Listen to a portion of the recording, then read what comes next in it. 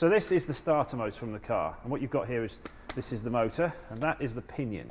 So that is the business end. That thing spins. Now if you notice, it actually slides up and down that shaft, and there's a reason for that.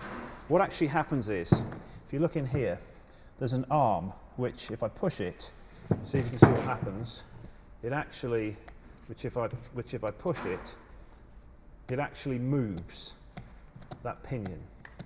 Now the point of that is, its resting position is naturally in. When the solenoid grabs that arm and throws the pinion forward, sliding it up the shaft, the teeth on that thing, which is now spinning, basically engages with the teeth on that, kick-starts your engine into life.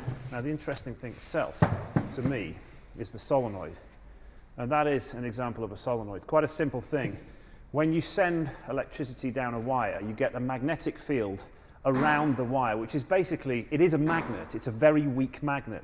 So if you want to amplify that magnet so you can do something with it, you wrap it round and round and round and round and round, and then you send electricity down the wire. That is now a stronger magnet. And to make it even stronger, you put a ferromagnetic core, a ferrous metal, inside that coil. And all that solenoid is hidden inside there, a huge loop of wire. So let me show you what happens when you send an electrical current through that wire. If you watch carefully, it actually creates, if you see what happens, it actually creates an electromagnet and pulls the core in and out till I release it. Now that's actually an electromagnet as it is, and you can see, you can prove that, all those washers, and then let go and drop them.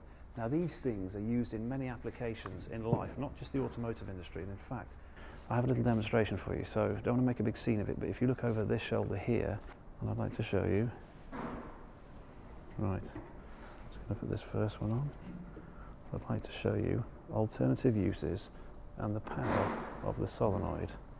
I'm not even going to look.